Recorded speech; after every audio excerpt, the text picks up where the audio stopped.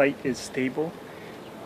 We believe that we have mitigated any risk to the community. As you may recall, 2.5 weeks ago when I appointed Tom Travis and Mayor Harry Kim to head a task force, we had anticipated that what might happen is that the lava flow would inundate the Puna geothermal facility. And we have been working very hard for the last 2.5 weeks to mitigate that possibility. As we stand here today, that is a possibility, but we believe that the PGV site is safe, that the actions that we've taken to quench the wells, to plug the wells, to make sure that we can control any release of hydrogen sulfide will be contained. So we feel at this point in time that the facility is stable and secure, and we don't anticipate that there would be any issue with the PGV site. As you know, a new fissure 24 has opened, and there are still much activity in the vents, and the lava flows is approaching the PGV site. We are monitoring, and we do expect that that it will be on the site and to the well, to a few of the wells within the next several hours. And with that, I'm open to any questions you might have. And we do have experts who can respond to any specific questions you might have. Governor, for the people down there who, I mean, they hear you folks say, we believe we followed all the right steps. You guys are confident that nothing's going to happen. There's still people who doubt down there. How do they know? Well, I would just say that clearly we monitor the site constantly. We've been monitoring air quality for hydrogen sulfide consistently since this event occurred. And I would like to remind you that the county standard for hydrogen sulfide is 1,000 times stricter than OSHA's allowance for workforce exposure. So we have a very, very high confidence that there is no hydrogen sulfide coming through that facility today, and we will continue to monitor that, and if necessary, we will inform the public if the situation changes. What would have to happen? And I know you've been asked this before, but what would have to happen over at PGV? I just want to assure you, when we created this task force 2.5 weeks ago, we reached out and we have a team of scientists, geothermal experts, geologists, health advisors, just a blue ribbon group of professional scientists to advise the county and the state on actions taken at PGV. And we have implemented their plan. We feel confident that the risk has been mitigated. You know, we continue to monitor and will monitor, and we do have systems in place to inform the public should we believe that there is a risk to their health. How will the public be notified? It's the standard civil defense notification. It would begin with the sirens in those communities that would be evacuated. We would be putting out notices on the radio, and we would be sending personnel house to house in those communities to inform them that they need to evacuate. And what is the threshold? At what point would you know it's time to take action?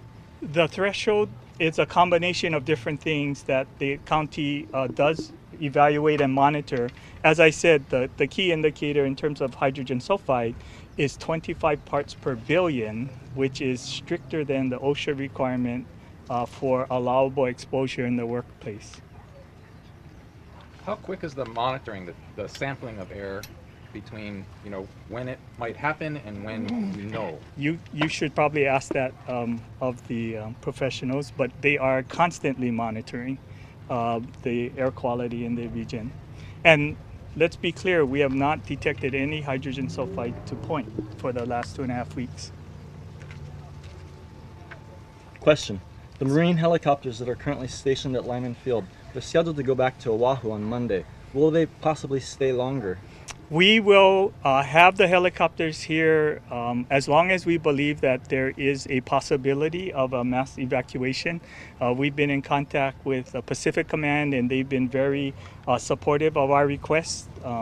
We do have a dual command that I've initiated, and those pilots are reporting to General Hara right now.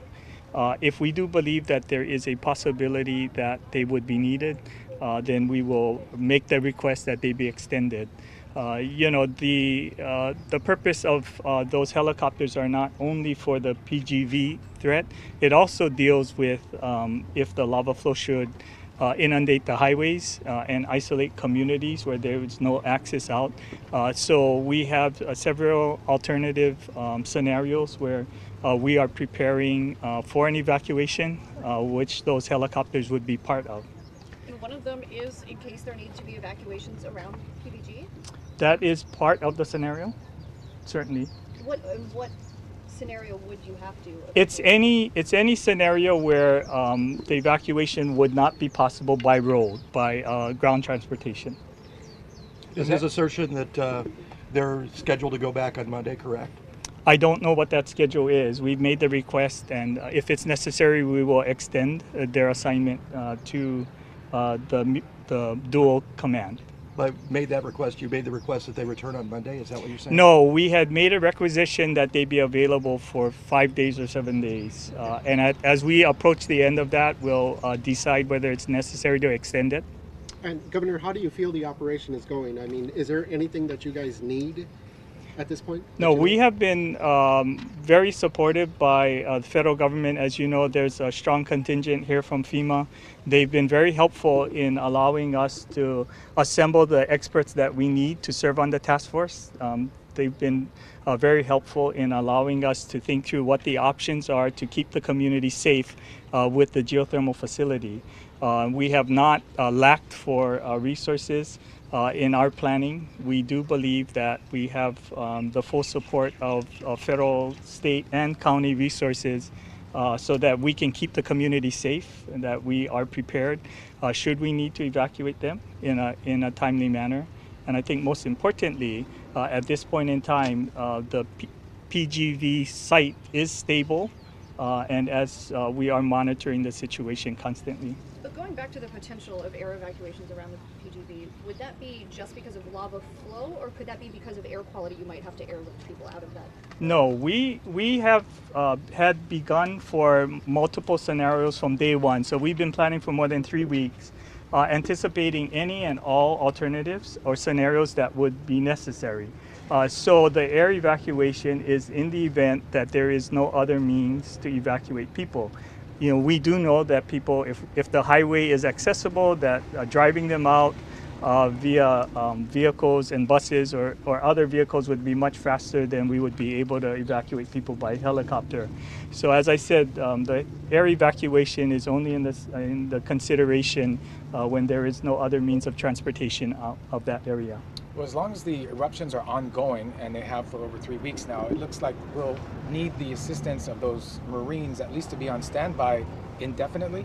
Well, we do have several different assets that we have. We are making assessments about what scenarios are likely that we need to be prepared for.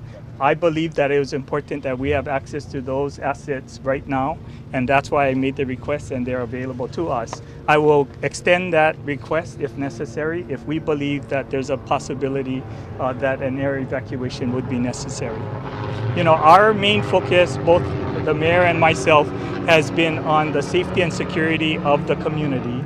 We will continue to be focused on that. Every single decision that we are making are on behalf of the people to keep them safe and informed and aware of what's happening. Speaking of being aware, this morning they got a message, those on Blackboard who got the emergency alerts. It was a very vague message saying that lava was on PGV property, but not much more. Is there anything being done to make sure residents can get more information when they need it if those alerts happen again? We are providing information to the public as we have the information available. As I said, if we felt that there was a threat to the community from PGV, we would inform them. We believe that PGV is stable right now. the wells are quenched. Those that are closest to the lava flow have been quenched and plugged. And so certainly we believe that even should the lava approach and run over those well sites, that it would be safe, that there would be no emission of hydrogen sulfide. Regarding the mitigation, has that been completed several days ago, or have there other extra things in the last today, yesterday? No, I mean, we actually are working on mitigation events constantly. You know, there are several other sites, wellheads that are further away from the lava flow that we continue to make mitigation efforts on. But we do believe that those wellheads that are closest to the lava flow that would be most at risk have been plugged and would not be a danger should the lava reach them. How many are considered most at risk at this point? No, I will allow Tom Travis to give you that information. I think there are a handful of wells, wellheads that are closest to the lava flow. Have you been given a time frame at the going rate that the lava is advancing? We do, and Tom can probably respond to that. We do monitor it constantly, and we update that estimate. But remember, that estimate is based on the current rate of flow that the lava is moving. It changes constantly, and certainly, you know, we do anticipate that it will occur in the next several hours. But it's hard to pinpoint exactly when that will happen. In the event that communities need to evacuate, what's the mile radius and what communities should be on standby? We will inform the community should there be a need to evacuate, just like we have in the other instances where it was necessary to evacuate people. It would be via a siren. We would be providing information on the radio, and we would have people going house to house to inform them that they need to evacuate the area. Okay, thank you, and I'll turn this over to Tom Travis. Thank you.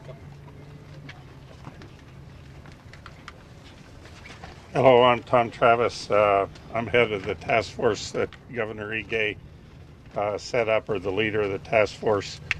And we have continued to work to make the wells safe and to reduce hazard in the community.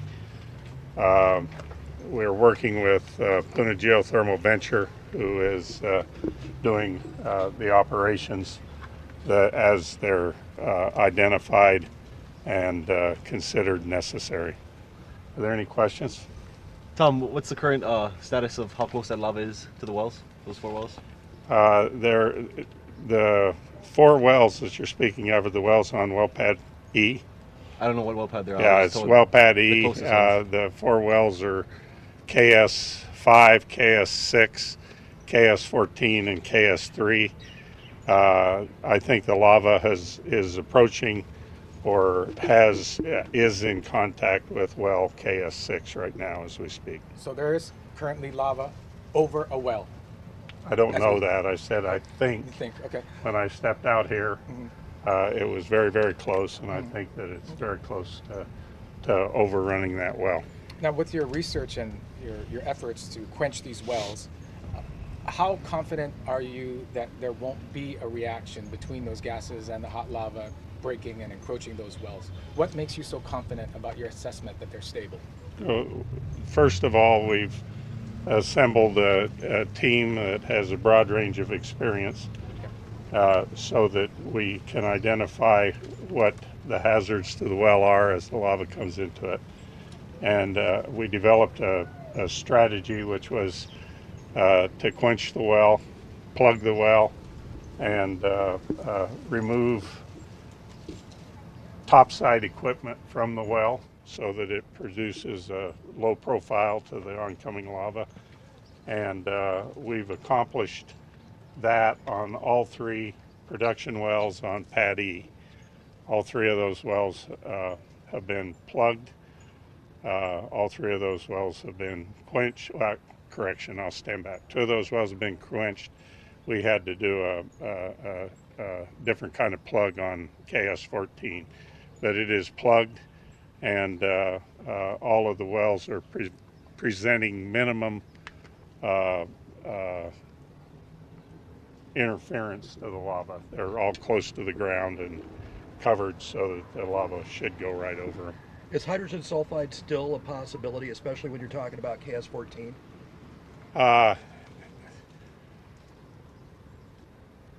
It is difficult for me to imagine in what case we would get hydrogen sulfide from KS-14 as a result of the intrusion of the lava.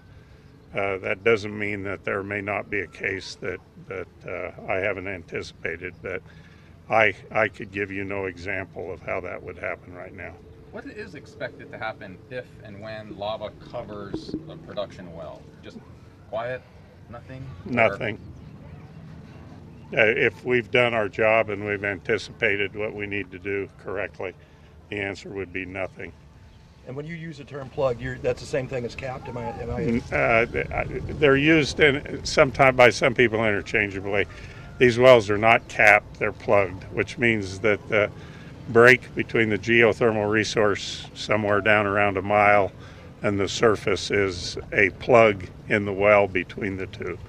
A cap, in my mind, kind of something sits on top, and there's nothing sitting on top. You said a week ago, I believe, that caps were on the way here. Was there any No, I reason? said plugs were on the way here.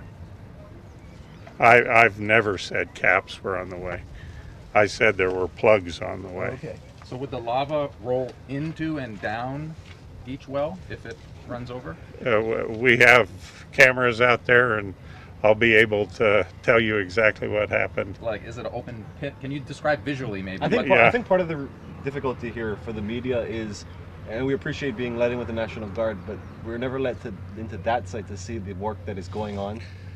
If you look about where Dr. Jim is back there, maybe 12 feet, and I don't know this value exactly, but if you imagine digging a cellar several feet deep, about that big, and then the well, the bottom of the well comes up into that square. The bottom master, the main valve that isolates what's down that well from the surface, sits in that pit. And then there's another master on top of that, so that you have two valves. Now if you put into that pit, you put cinder. Now you have a pit with cinder, and then you disconnect all of the things on top. What you see is a very low profile for the approaching lava.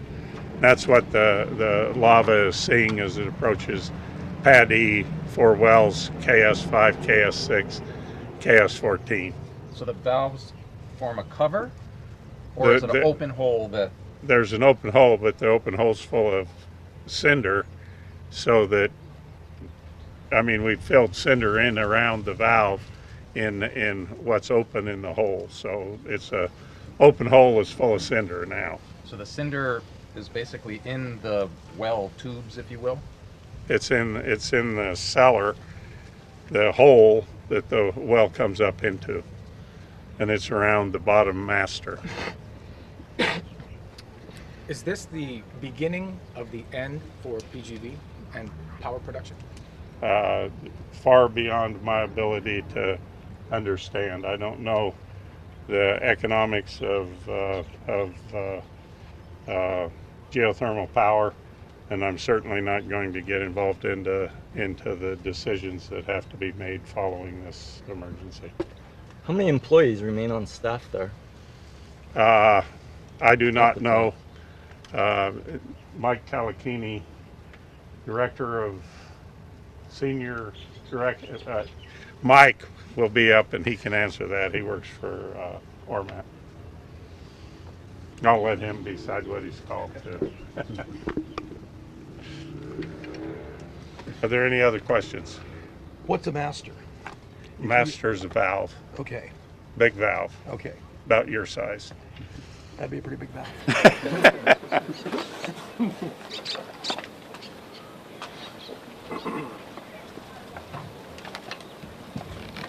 Aloha, everyone. Thank you for this opportunity to share what's going on with PGV Ormat. First and foremost, our main message has always been, our heartfelt and sincerest empathy with the folks that are impacted by this eruption. And from our perspective, it's always been about the eruption, and PGV just so happens to be, a facility nearby the eruption. And we've always focused on, number one, safety for our employees and safety for the surrounding communities. To that extent, I'd be happy to take questions. How many employees remain on the plant right now? We have 30 full-time employees. Some of them work shifts because we work around the clock. So on site, there's at least 20 during the daytime, and at night, there's anywhere from 3 to half a dozen. Are you as confident about the safety of the lava going over the wells as what we've heard from the governor so far? I would say I'm exponentially more confident about our wells. Can you elaborate why as to why?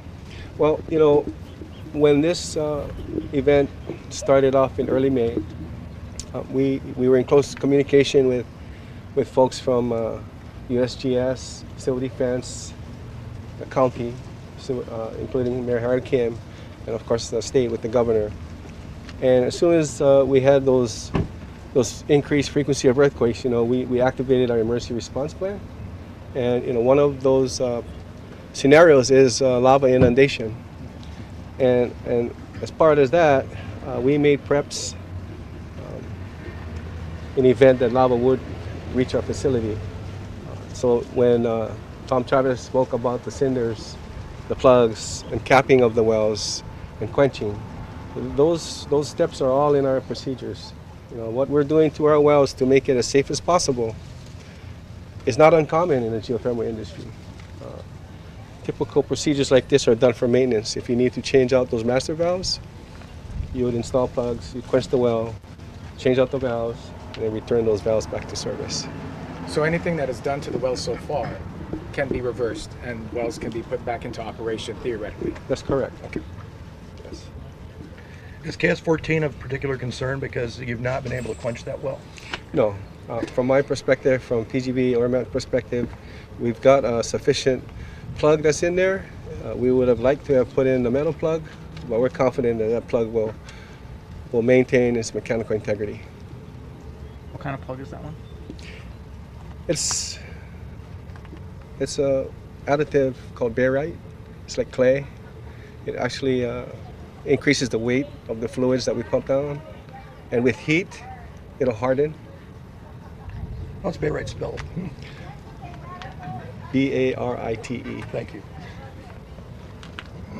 Mike, are you in agreement with all the terminology being used by the state in regards to this situation? Are they using all the right terms as you see them, capping, plugging, and all that? Yeah, I can help explain that. So when folks refer to capping, for us, it means you close the master valves, the main supply valves. That you can refer to as capping. Quenching, essentially, is just pumping fluids down into the wells that are producers because they typically have pressure at the surface. So you want to reduce that pressure. Just like my example earlier, if we wanted to change out those master valves, we'd have to reduce that pressure, or else we wouldn't want to just take the valve off and you'd have emissions to atmosphere. So capping is closing of the valves. Plugging would be installing the mechanical plug or the barite plug. So Tom said they weren't capped.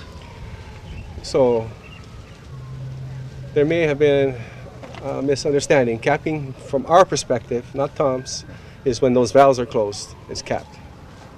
What do you refer to as the cinder layer? Protection. For added extra protection? Added protection. Yeah. The idea is you fill up the cellars, the lava comes by, it won't fill the entire cellar. It'll just move over and then minimize any lava going into the well cellar. Is the assumption if the lava were to overtake that property and cover those wells that it would just basically trap everything that is in those wells indefinitely, I assume, unless you were to redrill? Right. So, our wells are designed specifically with the idea that perhaps one day we'd like to recover it. The design in the cellar is a perfect example. So our plans have always been, if you look at our emergency response plan, if there is this event like we're experiencing now, you fill up the cellars with cinder, the lava comes over, you disassemble, and then later on, we determine and decide whether we go and recover those wells. Those wells have GPS coordinates. So that's one method of recovering if we decide to do so in the future. Ask Tom, but maybe you have a better idea of how close or if it already overran one of the wells? It was right next to the well earlier when I spoke with the guys on location. So it looks like if it continues, if the flow continues, it'll probably cover the well. And just one, or is it on path for the rest of the 4? Are they all in line where the? I mean, it could go anywhere. Yes. You can't predict that, but in the path that it is going, would it hit the others? There's another 100 feet away. Okay, so they're spaced out. It's spaced out about 100 feet apart. And then after those 4, where are the other? The other wells are on a different pad. We call it well pad A. It's about maybe 500 yards to the south and about 50 feet higher in elevation. When you say they're right next, or the lava is right next to the well, I mean, are we talking 20 feet, 10 feet, 5 feet, 100 feet? Right next, like you and I. Okay, so we're talking about 6 feet. Yeah, a couple feet.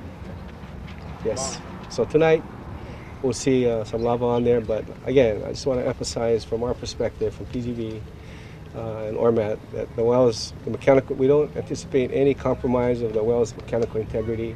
We don't anticipate any emissions of H2S from our geothermal wells. Should that not be correct, should the integrity of the wells be compromised, is KS-14 at higher risk of producing H2S into the community? I don't think KS-14 has higher risk. All production wells have similar risk.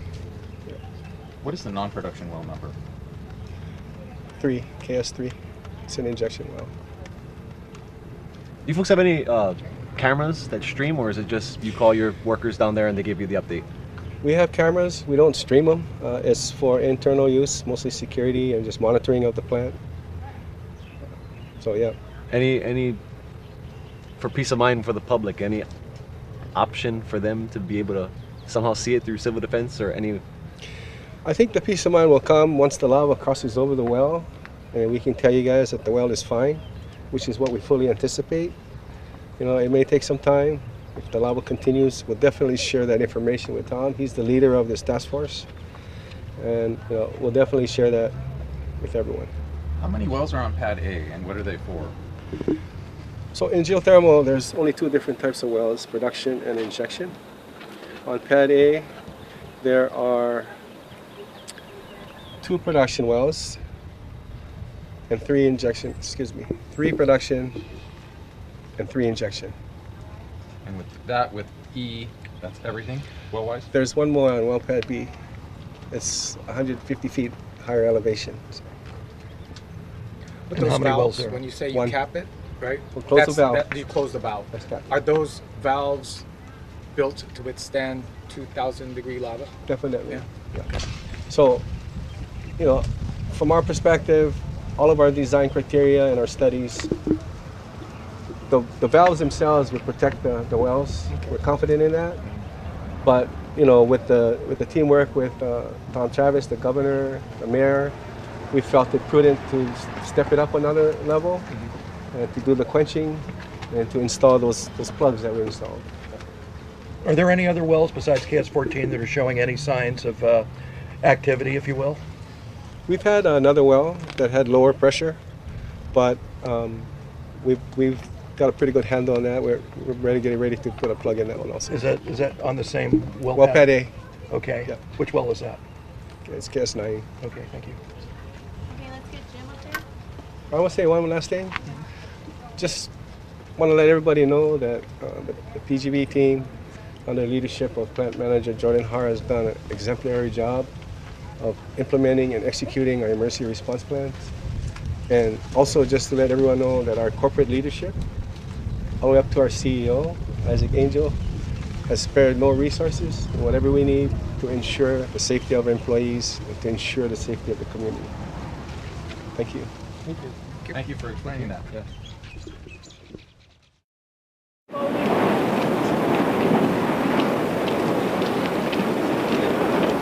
This is a civil defense message for Saturday, May 26 at 10:30 in the morning. Lava flow activity continues in the East Rift Zone of Kilauea. The flow in Leilani Estates has slowed its advance and is 150 yards from Po'ohiki Road. The flows to the south continue to enter the ocean near Mackenzie State Park. Due to the volcanic activity, the following policies are in effect. Residents close to the active eruption must remain alert to changes in the flow direction and are advised to prepare for voluntary evacuation should their areas become threatened. Areas along Kamali'i Road are experiencing elevated levels of sulfur dioxide. Residents are advised to shelter in place or leave the area. The Pahoa Community Center, Keau Community Center, and SHARE Foundation Church are open. Food will be provided and shelters are pet friendly. Ash masks are being distributed at Cooper Center, Hawaiian Ocean View Community Center, Pahala Gym Annex, Shipman Gym in Keau, and Na'alehu Nutrition Center from 9 a.m. to 1 p.m. today. We are on watch 24 hours a day for your safety. This is your Hawaii County Civil Defense Agency.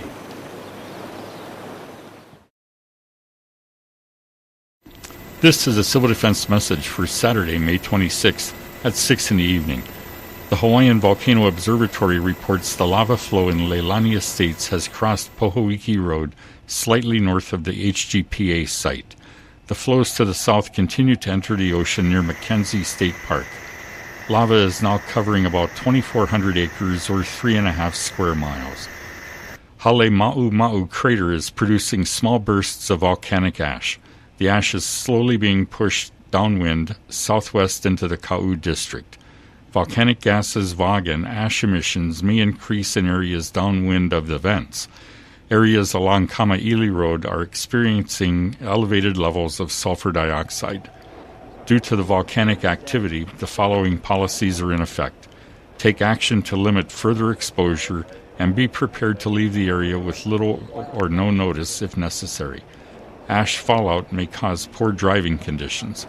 Drive with extreme caution or pull over and park. Residents close to the active eruption must remain alert to changes in the flow direction and are advised to prepare for voluntary evacuation should their areas become threatened. Stay alert for warnings from civil defense officials. We are on watch 24 hours a day for your safety. Thank you for listening. This is your Hawaii County Civil Defense Agency.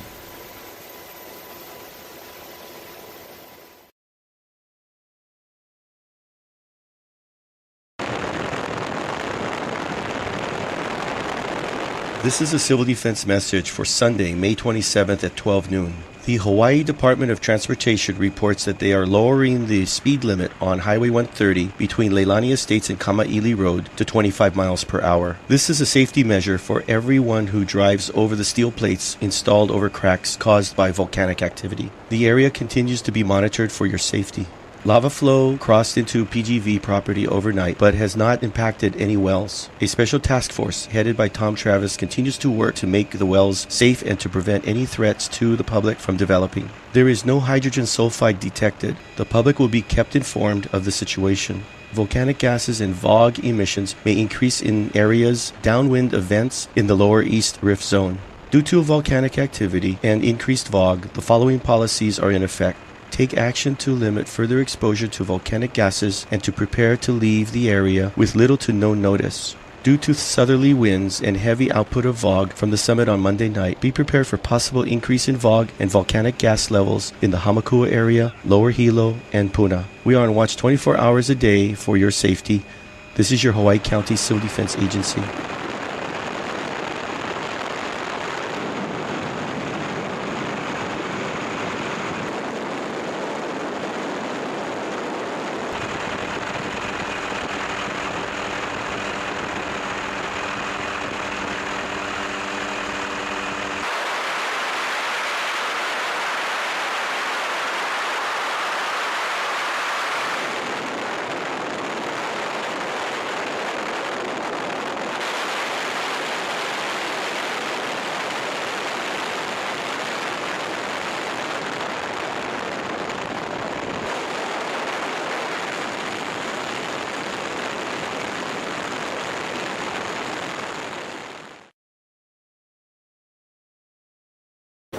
Give it to the next person in need. It's got some good karma, I don't know, whatever it's worth. 808.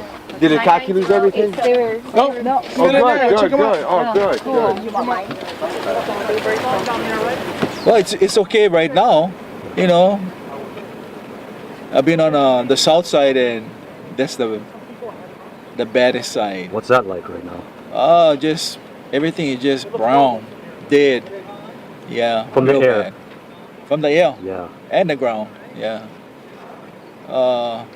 Advise nobody to go in that section anyway, unless you have a house in there. But you gotta go in with a 4-wheel drive.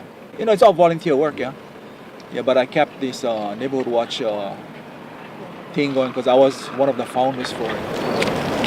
When it first started off, it was really bad. They said there were like close to 30 people coming in here looting, and they caught maybe 1 or 2. Right now it's kind of cool down, you know. Just stay safe if you're out and about here, yeah, especially. I know everybody wants to get in here to look at the activity going on, which is normal, but just gotta be aware and alert as you go around in Leilani.